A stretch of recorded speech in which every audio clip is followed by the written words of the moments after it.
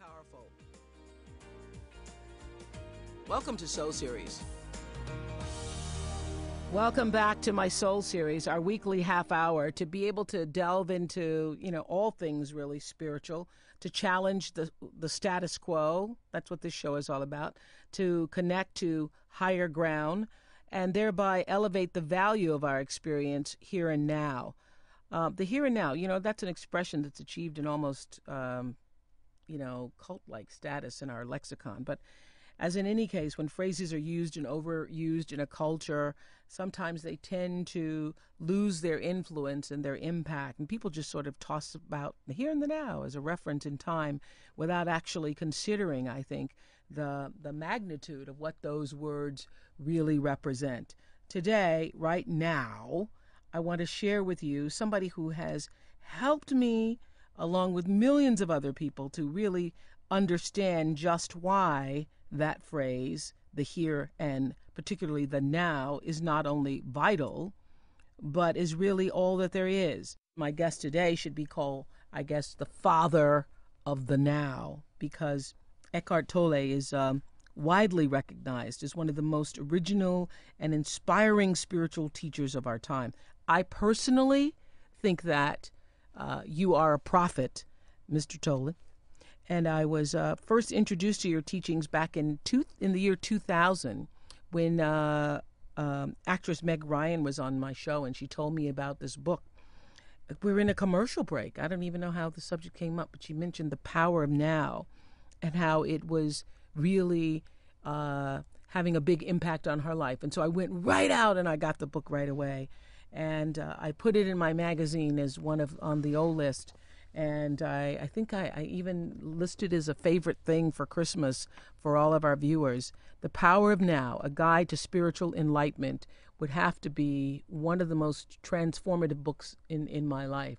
It's always by my bedside, no matter where I am. I carry it with me. I was just saying before I was introducing you, Eckhart, that I wished I had my original copy, because I've bought so many copies since the first copy. But my original copy, I had so many yellow markings in it for highlighting every sentence. I just thought, well, why don't I just finish reading the book instead of highlighting everything? Welcome to our Soul Series. Thank you so much for joining us. Thank you. Well, there's so much I want to talk to you about. I know we're not going to get to all of it, so I just want to tell all of our listeners now, those of you who are big supporters, seekers, and fans of his book, The Power of Now, that this conversation will be continued next week. So today's discussion is really, I'm going to try to focus it on the now and the book, The Power of Now. I was so moved in the book when you said, in the very beginning of the book, you said, 29 years old, having pondered suicide, you were thinking this, quote, I cannot live with myself any longer. This was the thought that kept repeating itself in my mind. And then suddenly I became aware of what a peculiar thought that was. Am I one or two? If I cannot live with myself, there must be two of me, the I and the self that I cannot live with. Maybe, I thought, only one of them is real. I love this because it's really one of the first times I thought, yeah, that's right. When you say, I'm going to tell myself something, who is the I and who is the self? That's the fundamental question, is it not? Yes, that's right. Most people are not aware that they have a little man or woman in their head that keeps talking and talking. So there's a voice in the head, that's the internal dialogue that most people are completely identified with. And in my case, and in many people's case, the voice in the head is a predominantly unhappy one. So there's an enormous amount of unhappiness that is continuously generated by this unconscious internal dialogue. And at that moment, that night, a separation occurred inside me between the voice, which is the incessant stream of thinking, and the sense of self that had become identified with that voice in the head, and a deeper sense of self that I later recognized as essentially consciousness itself, rather than something that consciousness had become through thinking. So that night the separation occurred, and when I woke up the next morning I was completely at peace for the first time since my childhood, without understanding why. The understanding came much later. So the important point here is that it's essential for people to become aware that their thought processes and the sense of self that is derived from their thinking, which includes, of course, all one's memories, all one's conditioning, one's sense of self is a conceptual one that is derived from the past. So all the stream of thinking really is a form of conditioning of the past. So it's essential for people to recognize that this voice is going on inside them incessantly, and it's always a breakthrough when people for the first time realize, here's my thinking, here are all the habitual thoughts that I've been having, repetitive thoughts, very often recurring negative thoughts, and they suddenly realize, and here I am knowing that these thoughts are going through my head. So the identification is suddenly broken, and that is for many people the first real spiritual breakthrough. Spiritual, as I see it, is not believing in this or that, but it's stepping out of identification with a stream of thinking. So you suddenly find there's another dimension deeper than thinking inside you. I sometimes call that stillness. Mm-hmm. It's an aware presence, just that. It's nothing to do with past or future. And that we could call also, it's like waking up. That's why traditionally in many spiritual traditions they use the term awakening. Mm-hmm. So many people would tell you, well, what do you mean awakening? I'm awake already. But what is meant by awakening is that you wake up out of the stream of thinking. And when you wake up, you become present. A completely different dimension of consciousness is suddenly there. Well, I recall in Stillness Speaks, you talk about the awareness. Stillness Speaks, the book Stillness Speaks is all about that awareness. Yes. And I love the line where you say, once you recognize, I'm paraphrasing, of course, that voice, and that you are the observer of that voice, that very awareness is you. That's right. And not the voice. So you recognize as essentially there's something inside you that has its place. It's the stream of thinking. Right. It's connected with the past. Mm-hmm. It contains all your memories. It contains all reactive patterns. It contains old emotions and so on. They're all part of that. But essentially, it is not essentially who you are. And that's an amazing realization. Now, the mind, of course, may then ask, well, then tell me who I am. That's the big question. I'm talking to Eckhart Tolle, author of Power of Now. So what is the answer to that question? Well, the answer to that question is who you are cannot be defined through thinking or through mental labels or mental definitions, because it is beyond that. It is the very sense of beingness or presence that is there when you become conscious of the present moment. It's intrinsically one with what we call the present moment. I sometimes say that some people might find this a little strange, but in essence, you and what we call the present moment at the deepest level are one. Because you are the consciousness out of which everything comes. Every thought comes out of that consciousness that you are. Every thought disappears back into that space of consciousness that you are. So essentially you are a conscious, aware space.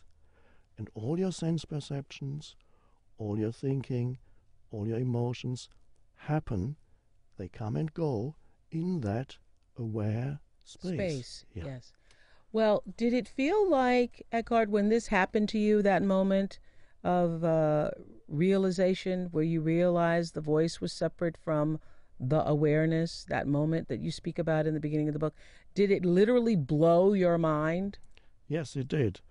But I didn't understand it. I just realized suddenly the next day I was at peace, and I remained at peace. There was a deep sense of inner peace, although externally nothing had changed. So I knew something very drastic had happened, but it took me some years to actually understand what had happened. Some years after, 3 years after this transformation, I was talking to a Zen monk, Mm-hmm. and he was telling me, he said, well, Zen basically is very simple. It's you don't rely on thinking anymore. It means to go beyond thinking. And I suddenly realized, oh, this is what has happened to me. That state that I felt was a state of inner peace was also a state of far less thinking than I had been doing before. All that unhappy thinking, all that repetitive thinking wasn't happening to me anymore. And so you have often said in all of your books, you characterize thinking as a terrible affliction, even a disease, and that it's the greatest barrier to the power of now. But isn't to think to be human? I thought that's how we are different from other animals. That's right. Thinking can also be a powerful and wonderful tool. It only becomes an affliction if we are totally identified with thinking and we derive our sense of who we are from the stream of thinking. In that case, you're telling yourself continuously what I call sometimes the story of me. Mm-hmm, mm-hmm. And in many people's case, it's an unhappy story. So they are continuously dwelling on the past, and there's nothing wrong with the past, but if there's complete self-identification with memory, then all your sense of who you are, your sense of identity, is then derived from the stream of thinking, and that's a dysfunctional and unhappy state. So when you step out of identification with that and you realize for the first time, I'm actually the presence behind thinking, Mm-hmm. then you are able to use thinking when it's helpful and needed, and it can be a wonderful thing. But you're no longer, I'll put it in extreme terms, but it's true, you are no longer then possessed by the thinking mind. The thinking mind is then a servant or a helpful tool which you can use. It's useful for many situations in this world, Mm-hmm. but you can't find yourself in there. And also, if you can never be beyond the thinking mind, it interferes with relationships. It creates continuous conflict in relationships if there is no sense of space in the relationship. Say that again. If there's no sense of space. No sense of space, that spacious, aware presence that you can bring to the relationship. For example, when you listen to someone, Mm-hmm. you listen to your partner or you listen to a friend or just an acquaintance, can you be there as the aware space that is listening, or are you, while the other person is speaking, continuously thinking, preparing the next thing you're going to say? Are you judging and evaluating what you're hearing? Are you just interested in your own aims and purposes? Or can you be there as the space for the other person? And I would say that's the greatest gift you can give a person. It is especially important for parents and children, but also very important in intimate relationships. Can you be there as the space, the aware, conscious space for the other person? For example, while you listen to the other person, can you listen in that simple state of alertness in which you're not judging what you're listening to? You're then there as a presence rather than as a person. Right. So there's the deeper level of awareness is there, and Yeah. that's what I call the space. I was going to say, you offer them that space in which you allow yourself to be connected to whatever it is they are offering. That's right. There's no judgment in that space. That's right. You're not defining the other person, and that's an enormous gift that you can give to another person. You're not imposing mental labels, judgments, definitions on the other person. Funny thing, as you know, so many people love their pets, and there's for many millions of people. So many people, I would be one of those people. Yes, me too. Okay. But now, for many people, that's the only area where they realize they can communicate and relate to another being, and that being is not judging them, because the dog accepts you unconditionally as you are. I don't know if you've heard the saying, please God, make me into the person my dog thinks I am. So people feel that sense of freedom when they relate to their pets because they are not being judged. Now, the animal, of course, is at a state prior to thinking, so that's why the animal can be there as the simple natural presence.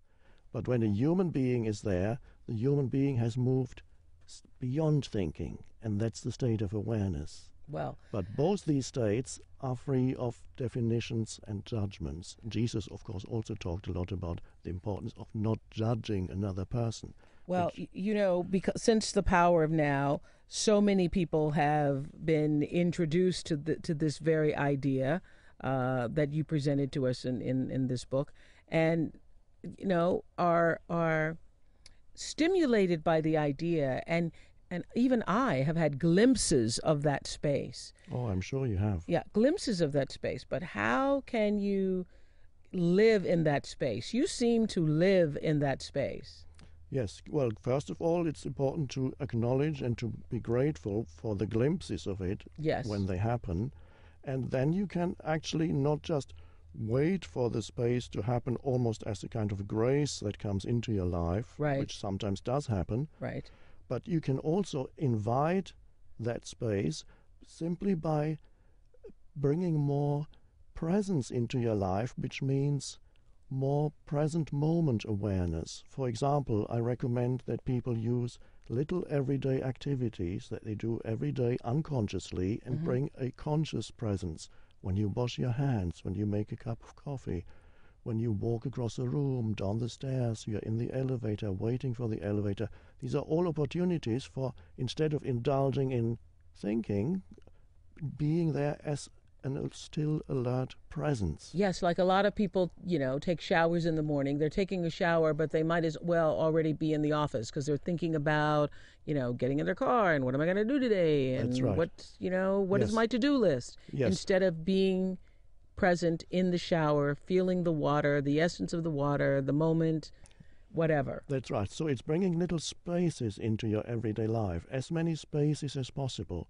I say, for example, when you get into your car, shut the door and be there for just half a minute. Feel your breathing, perhaps feel the energy inside your body. Look around, sky, the trees. All it takes is half a minute. And the mind might tell you, I don't have time. Yes. That's the mind talking to you. But I would suggest that even the busiest person has time for 30 seconds of space.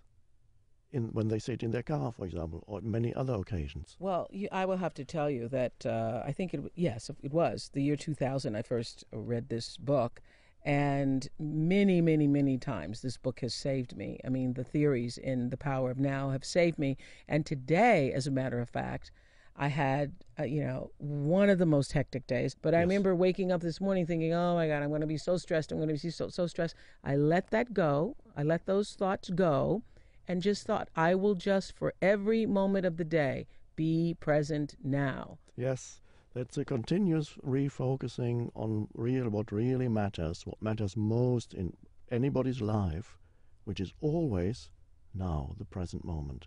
People don't realize that's all there ever is. There is no past or future except as memory or anticipation in your mind. But that's what throws me, though, in the book when you say there's no past. Of course, there has to be a past because there are all of our memories. There are all these ways we defined ourselves. That's our past. Yes, on one level you could say nobody can argue with the fact that there is such a thing as time, there is such a thing as future. Of course, we use time to meet here. We agreed on this particular time. We said we are going to meet on this day at that time.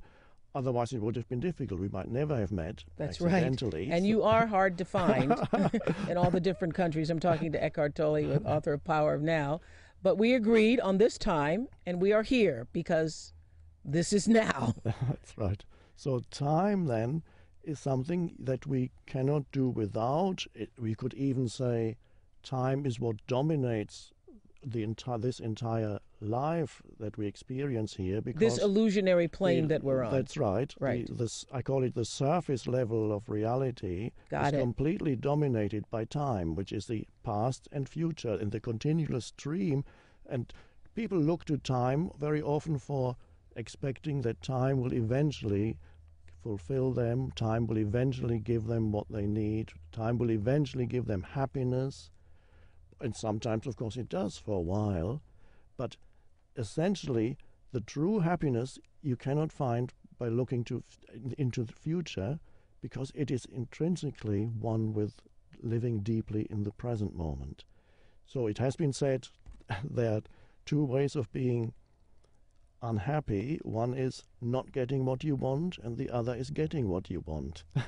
Right. Because if you think this, that, or the other is going to make me happy, even when you get it, and you haven't realized that the present moment is all you ever have, you will again be focusing on the next moment and always expecting, because it's a mental pattern that is very deep-seated, always focusing, always expecting something in the next moment, never being fully in this moment. Well, another thing that changed me when I read The Power of Now over 7 years ago was your comments about the fact that all of our stresses, every stress that you have, is based upon, for the most part, thinking about what happened in the past or what should be happening in the future. That if you're able to take a deep breath, no matter what crisis is going on in your life, and look at what is happening now, in this moment, right now, I'm okay. That's right. Another way of putting it would be to say,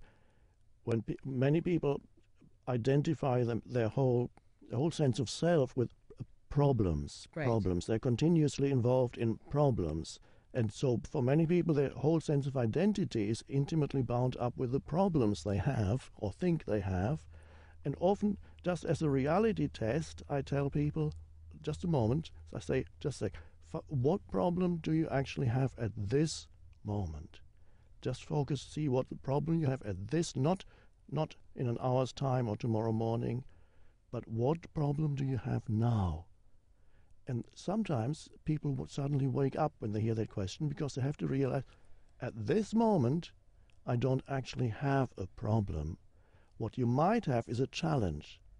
If a danger arises, a wild animal jumps into this room, that's a challenge. And then, of course, it's not a problem, because there's no time to make it into a problem. So for a problem to exist, you need time, and you need mind activity, repetitive mind activity. In the present moment, there may be a challenge, that is true. There may even be pain, there may be an emotion, but not what we call problem. So when people think, how do I get out of my problems? I suggest go into the present moment and see what is the problem now. And then you will always have to admit, well, right now, I don't actually have a problem. And people got that, even people who are in prison. I've had letters from people in prison, some are in for life, and they've written to me and said, I understood your message and I have become free. And they meant free inside. Wow. Free of problem making. Yes. So, yes, similar to Viktor Frankl in Man's Search for Meaning. Yes. Yes. Yes. Free of problem making. I want to ask you, as I completed the book and have read and reread it many times over the years, portions of it, all of it, listened to the tapes, I often wonder, do you live like this all the time? Are you always in the now? Yes, I'm basically in the now, surrendered to what happens. Occasionally, if I see, for example, somebody inflicting pain on somebody else or something, an emotion may come, anger may arise very briefly and then pass through. It doesn't link into the brain and creates an enormous amount of useless thinking. So emotions can come and go, but I'm basically in that state of surrender to what is. Wow. Because what is always already the case. So you can't really argue internally with what is, because if you do, you suffer. Well, what about having does it leave you passionless for life though? Because whatever is just going to be. No, no. In fact, you're more passionately alive when you are internally aligned with the present moment, which means you let go of this inner resistance, which on a mental level is judgment and complaining, and on an emotional level is some kind of negativity. So these two go together. Many people have an enormous amount of complaining going on continuously in their mind. Some people do it out aloud all the time. And usually the complaining is about what was, Yes. or what they wish was. Or what should be, but isn't happening, and this shouldn't be happening, and you shouldn't do this, and I don't want to be here. And so they always find something to complain about. And so these are ways of denying the present moment. And that's a very dysfunctional state, because you're basically denying life itself, because outside of now there is no life. All right, then how do we plan for the future?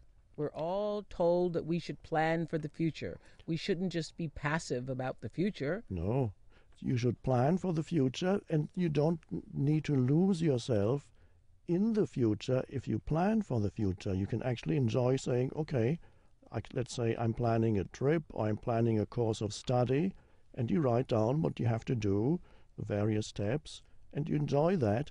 The question is, are you losing yourself in the future, or are you simply using time and future on a practical level, where it's fine, it has its place on the practical level? But if you think that's some point that I'm going to reach in the future, now it might be the next vacation, or it might be when I find the ideal partner, or it might be when I get a better job or a better place to live, or live in a more pleasant city, or whatever it is, then I will finally be happy. And so, yes, a continuous projection mentally away from the now, that's where you lose yourself in the future. And that's the dysfunction.